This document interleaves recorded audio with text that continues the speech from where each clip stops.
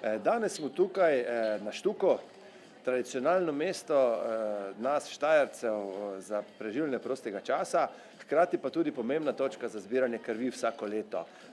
Tukaj poteka akcija Čast in pol litra, študentska organizacija Univerze v Mariboru, tradicionalni partner nas in Centra za transfuzijsko medicino pri zbiranju krvi študentov. Študenti so pomembni za zagotavljanje stabilnega, dolgoročno vzdržnega sistema prostovoljnega krvodajalstva v Sloveniji, saj bodo oni tisti, ki bodo glavni nosilci preskrbe s krvjo v prihodnosti. Študenti se vedno odzovejo našim prošnjam, našemu povabilu k krvodajalski akciji. Hvaležni smo tudi soorganizatorja študentske organizaciji, da to tako lepo pripravi. Danes lahko študenti darujejo kri tukaj na Štuku. Za njih smo poskrbeli tudi z skromnim prigrizkom. Danes so to mini pice, tako da je tudi to ena, bi rekel, zanimiva novost.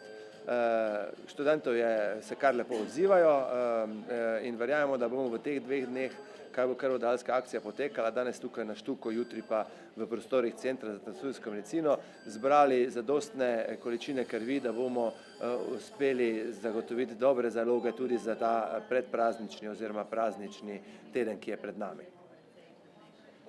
Študentska organizacija Univerza Maribor je tudi drugič to leto organizirala ta stalni projekt, kateri se odvija tu na Štuku. Z sodelovanjem s študentsko organizacijo Slovenije se vedno trudimo, da bi privabili čim več študentov na to akcijo. Uporabljamo različne načine, kako bi jih privabili, naprimer, da promoviramo na fakultetah univerze, kak je se tudi omenilo, ta mini pice, da je malo raznolika hrana, da ni vedno tista tipična, klasična kranjska klobasa. Pa seveda nagovarjamo vse študente, da naj pridejo, naj dajo kri, saj pa je lepo, da se pomaga sočloveku. Mi že vrsto let sodelujemo na tradicionalni krvodajalski akciji študentske organizacije Maribor. Moram vam povedati, da sem osebno zmeraj prisotna pred to akcijo na sestankih, ko se z neposrednim organizatorjem, glavnim organizatorjem OZRK Maribor dogovarjamo, kako bomo te akcije izpeljali, kako bomo izpeljali tudi logistiko in druge organizacijske pogoje dela.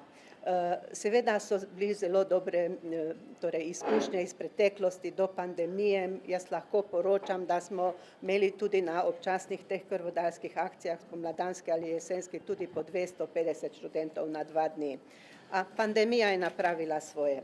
Vi veste, da študenti niso bili dosegljivi, da smo težko postavili kontakte, res da je projektka predavala tudi študentom virtualno, ampak kljub temu naši podatki niso bili niso bili optimalni. Trudimo se vsi skupaj in zavedamo se poslanstva, da bomo v državi tudi v prihodnosti zagotovili dovolj varne krvi. Zdaj, na zadnjem sestanku sem dala predlog in bomo prosili morda znane ljudi, športnike, športnice, glasbenike, da bi se morda udeležili z svojo prisotnostjo na teh krvodajalskih akcijah, da bi svojo prisotnostjo motivirali mlade. Saj mladim dejansko skoraj da ne moremo nič nuditi, nimajo niti nobenih prednosti kot aktivna populacija, zato zdaj apeliram na študentsko organizacijo, da vzpostavi že zdaj oziroma že meseca junija kontakte z znanimi obrazi, pomembnimi ljudmi, ki jih mladina favorizira.